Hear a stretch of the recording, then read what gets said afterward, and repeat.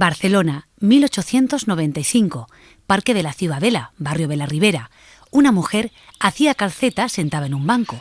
A su lado, su hijo de 13 años pintaba en una pequeña tablilla las falsas montañas de Montserrat, reproducidas en el lugar con motivo de la Exposición Universal de 1888.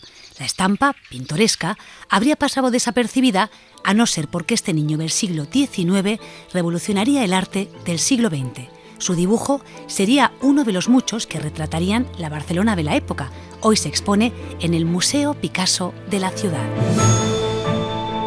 La Forja del Genio, episodio 3. Barcelona, cabaret y circo. Hola, somos Esther Luque y Nieves Egea, periodistas de Ser Málaga, escritoras y narradoras de este podcast que recorre los lugares españoles en los que vivió y se formó Picasso, aquellos sitios que marcaron su trayectoria vital y artística, la parte más desconocida del niño y del joven Pablo antes de convertirse en Picasso. Tras la muerte de Conchita, la familia Ruiz Picasso dejó a Coruña y volvió al Mediterráneo. Antes de establecerse en Barcelona, pasaron unas largas vacaciones de verano en Málaga, llorando la ausencia de la hermana pequeña. En estos meses en el sur, Pablo pintó una de sus obras más representativas en la ciudad, el retrato de Manuel Salmerón, un viejo pescador de Motril al que el tío Salvador pagó 5 pesetas para que hiciera de modelo para su sobrino. Picasso amó Barcelona y para entender esta pasión y el estallido artístico del pintor, fuimos a la ciudad condal. Bienvenidos a Barcelona, donde hemos aterrizado a las 8:25 hora local. Pablo pisó por primera vez la capital catalana en septiembre de 1895. Vivió en ella hasta 1904, con idas y venidas a otros lugares.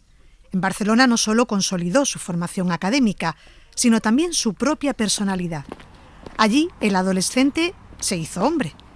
Pero para conocer los pasos del Picasso barcelonés en esta primera etapa, nos reunimos con Claustre Rafat, exconservadora del Museo Picasso. Si seguimos recto, llegaríamos a la Plaza de la Merced.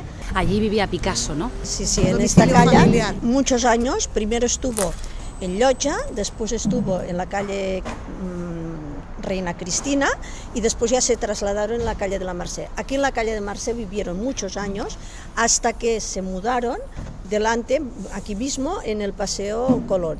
En la ciudad, en pleno barrio gótico, los Ruiz Picasso se instalaron cerca del puerto y junto a la Lonja, donde se ubicaba la Escuela de Bellas Artes. De nuevo, José Ruiz Blasco ingresaba como profesor y Pablo como alumno. Y en este solemne edificio hicimos parada. Y ahora vamos a entrar, nos abre muy amablemente Exproceso la academia para que la veamos. La Secretaría Administrativa, Nuria Nus. Encantada porque además nos la abre exclusivamente.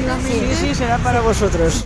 ¿Qué suponía la Llotja cuando vino Picasso en la Barcelona de 1895? Era el centro neurálgico de estudios artísticos, no solo en Barcelona, sino en Cataluña. No había ninguna otra escuela que se le pudiera hacer sombra. Por aquí han pasado grandes artistas, se formaron grandes artistas. Picasso fue uno de ellos y... Pues, por ejemplo, el otro es Gaudí. En esta escuela se enseñaba academicismo puro y duro, siguiendo los postulados de la Academia de San Fernando de Madrid. Aquí es exactamente donde estaban las aulas, por tanto aquí es donde estudiaba Picasso. Pero la Llotja fue para Picasso algo más que un lugar para aprender. En ella conoció a sus primeros amigos y a muchos los mantendría toda su vida. Manuel Pallarés, Joaquín Bas o los hermanos Cardona. Pensar que vivió la Barcelona de la vida cotidiana. Claro, estamos hablando ahora de Picasso, pero en realidad en estos momentos tendríamos que hablar de Pablo Ruiz Picasso, un joven como cualquier otro que va a clases, come y duerme en casa, se va de juerga con sus amigos, descubre el mundo del adolescente, un chico andaluz que viene aquí, se integra rápidamente en el entorno. A ver, estamos hablando de un chico en principio normal y corriente, hasta que después se vio la evolución. En esta Barcelona canalla de fin de siglo, Picasso se corrió sus primeras juergas con su amigo Pallarés, hijo de un granjero de un remoto pueblo del sur de Cataluña, casi 6 años mayor que él. Juntos conocieron la vida nocturna barcelonesa. De Pallarés dicen que fue casi seguro el que introdujo a Pablo en los burdeles de la ciudad con apenas 14 años, antes incluso de que tuviera la edad legal para ello. El propio artista reconocería que su vida sexual empezó muy pronto y las casas de citas fueron un sitio recurrente. En Barcelona, la práctica de la prostitución era legal. La ciudad estaba muy vinculada a esta actividad, que se desarrollaba sobre todo en el casco antiguo y el barrio del Raval. Allí proliferaron toda una serie de prostíbulos, la gran mayoría cerca del puerto. Los marineros llegaban a Barcelona y se perdían por las callejuelas de mala vida buscando los burdeles.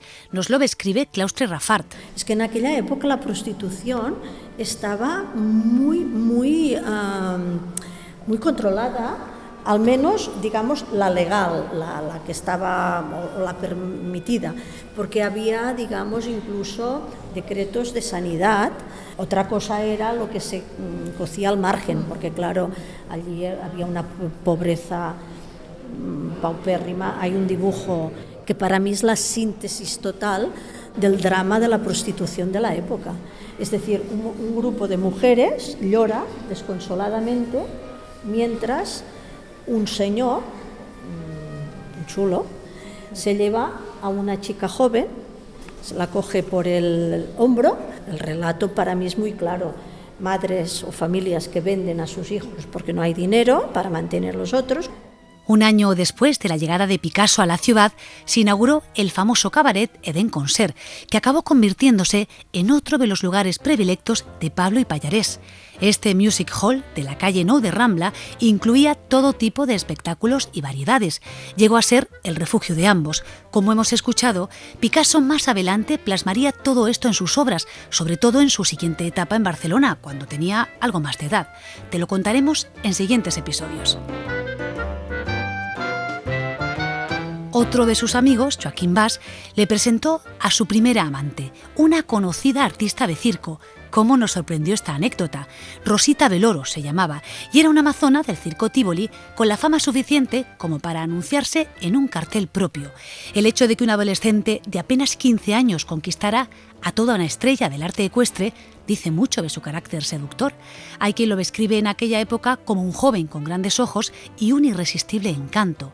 Esta relación con la amazona se prolongó durante varios años y afianzó la pasión de Picasso por el circo, que nació aquí, en Barcelona.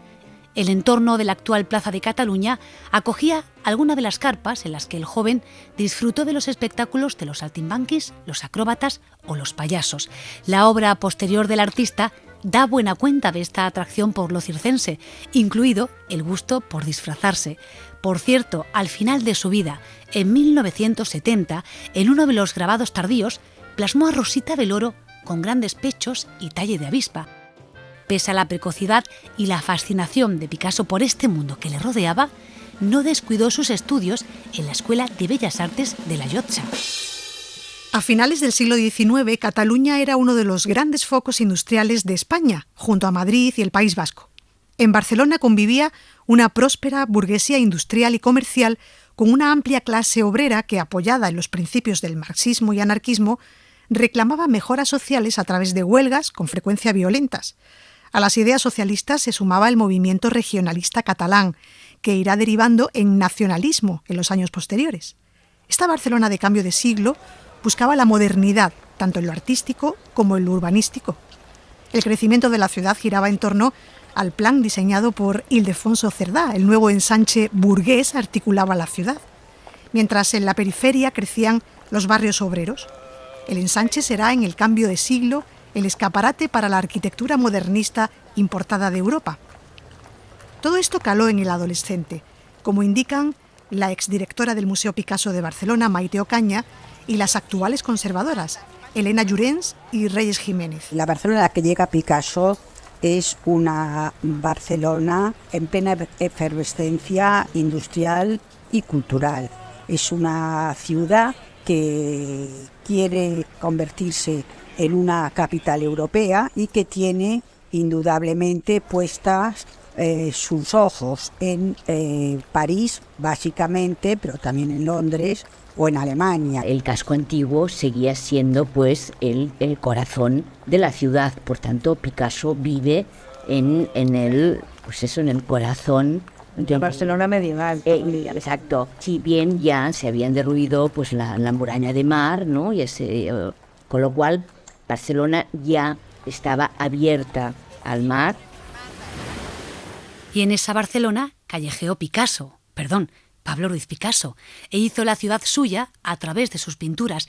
La plasmó empezando por el mar, pero también grandes edificios religiosos, la catedral, la Basílica de Santa María del Mar, la Iglesia de la Merced, con un interés detallista por rincones de la ciudad y una mirada a la Barcelona del aire, la de las azoteas, un lugar que a finales del siglo XIX y principios del XX se convirtió en un importante espacio de socialización donde se reunían las familias y pasaban rato los amigos al abrigo del benévolo clima mediterráneo.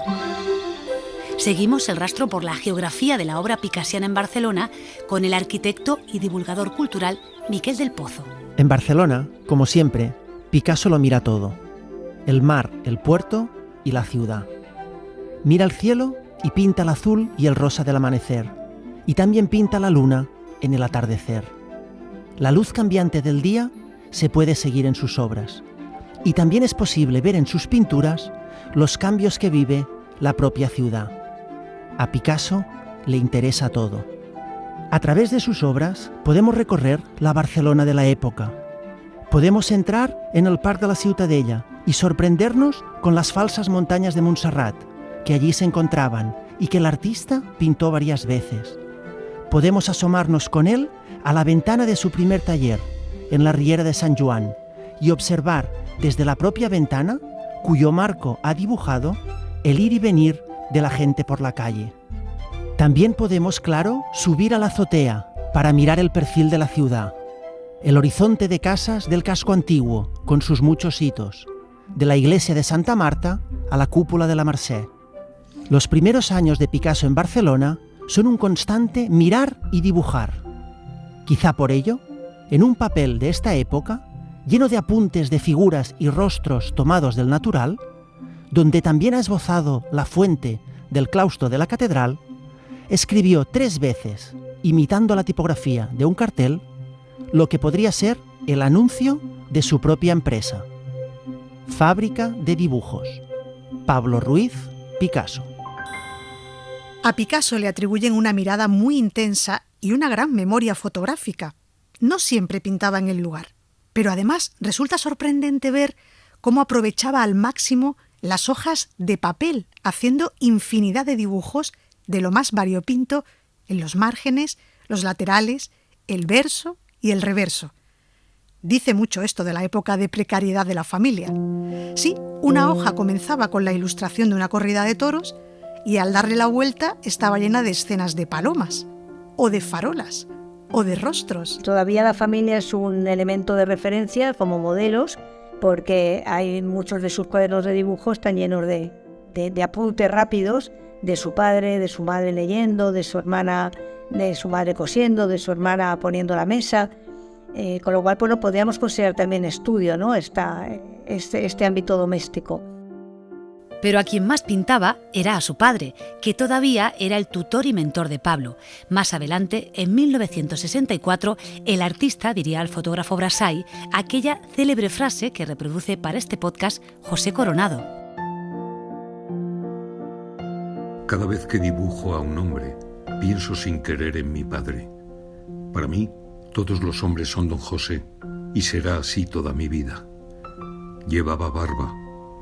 Todos los hombres que dibujo los veo más o menos con sus rasgos. En Barcelona, Pablo se estrenó con su primera obra de gran formato, Primera Comunión. En ella retrataba a su hermana Lola con un misal en la mano arrodillada en un reclinatorio, una escena religiosa muy del gusto académico de la época, sugerida seguramente por su padre. Y para ver el cuadro acudimos con Claustre Rafart al Museo Picasso de Barcelona. Se presenta en el primer concurso de Bellas Artes oficial de la ciudad y lo hace con esta pintura que se llama La Primera Comunión, que si os fijáis en el resto de las obras de la sala, tiene un formato mucho más mayor. Como no tiene espacio, el profesor José Garnelo Alda le presta su taller que tenía en la Plaza Universidad de aquí Barcelona, en una exposición que exponían sus propios profesores. Es decir, que era... Claustre, ¿y la calidad de esta pintura artística? Hombre, yo considero que en estos momentos Picasso tenía 15 años. Sigue los cánones también académicos en esto de coger un punto central que se estructura toda la composición, este triángulo que enfoca a Lola. Los colores son puramente académicos, estos blancos tan álgidos. Don José había diseñado una carrera para su hijo con el objetivo de introducirlo en la escena artística nacional a través de los certámenes de pintura de la época. Y a esto obedece también otra obra clave en esta primera etapa en Barcelona, Ciencia y Caridad, un lienzo de dimensiones aún mayores que consiguió una mención honorífica en la Exposición General de Bellas Artes en Madrid, la más prestigiosa del momento, y donde predominaban los cánones más académicos. El cuadro plasma la escena de una mujer moribunda a la que un médico toma el pulso mientras una hermana de la caridad le ofrece agua. También está en el Museo Picasso. La ciencia, otro de los temas importantes dentro de la academia. Vamos a ver Ciencia y Caridad en la siguiente sala. Es la siguiente sala, se realizó el año siguiente. Este iba para la Exposición de Bellas Artes de Madrid. Allí el que hace de médico es el padre. Tiene los cánones absolutamente académicos, aunque la cromática, sobre todo de las paredes, este color como un poco violáceo, gris violáceo, todo esto es un tema muy decadente y muy próximo también a como una mirada ya también a lo que había visto de los modernistas por aquí. Los estudios técnicos que realizó el Museo de Barcelona, en el que se incluyó una radiografía de la obra, revelaron algo llamativo. Hasta tal punto Picasso se conocía a su padre de memoria que la pincelada es más segura, directa, sin arrepentimiento en su retrato, distinta a la de otros elementos de la composición. El lienzo fue pintado en la calle de La Plata, donde Picasso tuvo su primer estudio. Fue un taller costeado por su padre frente al Puerto Viejo. Y claro, allí también fuimos con Claustre Raffart. En la actualidad, en ese lugar se ubica el Hotel Serras, cuya entrada principal da al Paseo de Colón. La gobernanta, Dolores Pequeño, nos acompañó hasta la azotea y disfrutamos de las vistas que Picasso tenía. Los acompaño yo hasta arriba. Gracias. Muchas gracias. Hubo una reforma muy importante de toda esta zona y bueno, pero este hotel se enclava justo donde estaba el taller.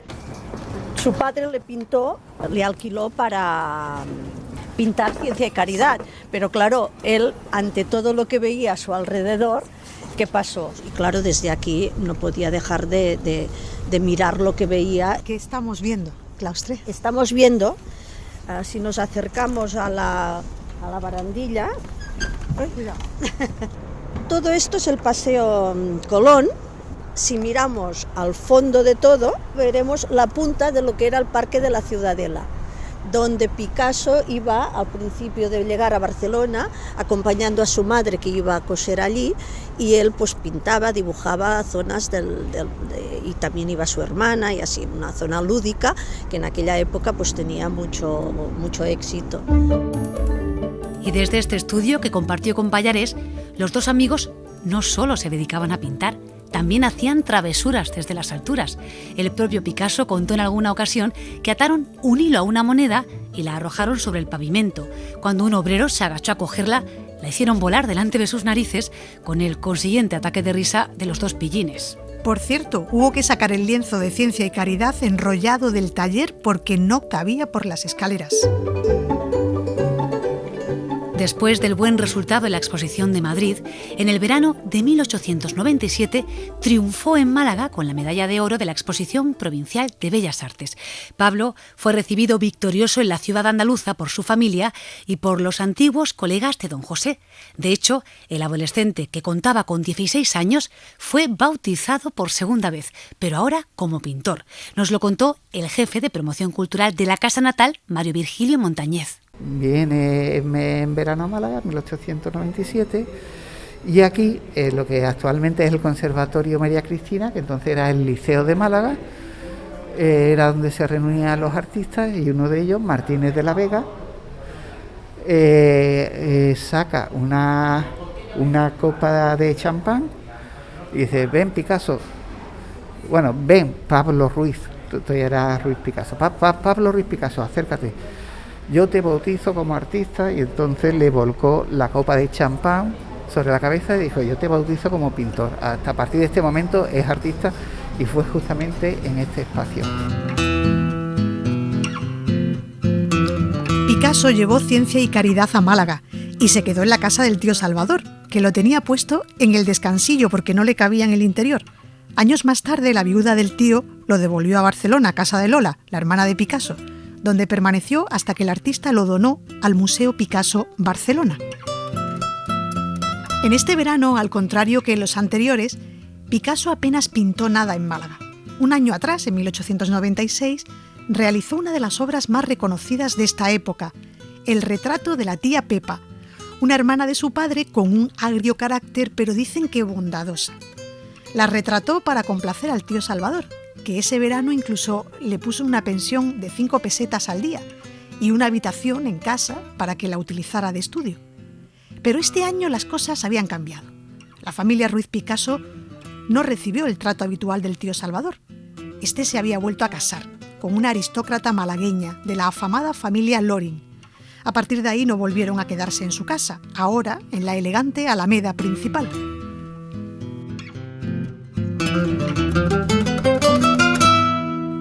A pesar de este cambio de relación, los veranos en Málaga fueron siempre muy familiares, tal y como nos contó el documentalista de la casa natal, Carlos Ferrer. La familia vuelve a Málaga, de hecho son 3 veranos seguidos, 95, 96 y 97, en los montes de Málaga, que es donde está el lagar de Llanes. Él hace numerosos esbozos al óleo, él hace muchos cuadritos, que son interesantes en el sentido de que nos dan una pista de por dónde iban un poco los tiros de lo que él quería hacer. Él estaba buscando trabajar la luz de un modo distinto a lo que le habían enseñado en la academia.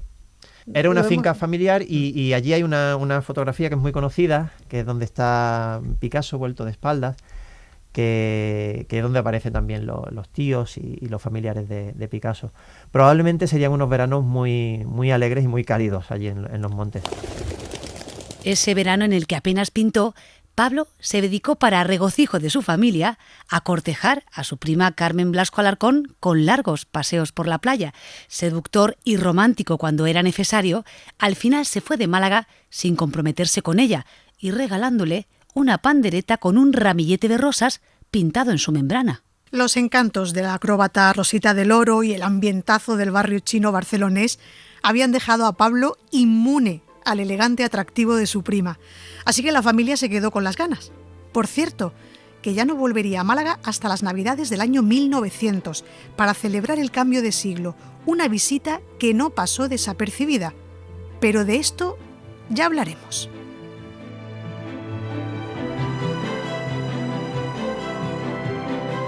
La Forja del Genio es un podcast de Ser Málaga con la colaboración de Podium Podcast y patrocinado por la Fundación Unicaja. Escrito y narrado por Esther Luque y Nieves Egea. Editora jefa, Ana Rivera. Diseño gráfico de Podium Podcast. Con la intervención de José Coronado. La colaboración del Museo Picasso de Barcelona, Real Academia Catalana de Bellas Artes de Sant Jordi y el Hotel Serras. La participación de Miquel del Pozo. Y agradecimientos a Ricardo Sánchez, Claus Terrafart, Nuria Nus, Reyes Jiménez, Elena Llorens, María Choya, Mario Virgilio Montañez y Carlos Ferrer.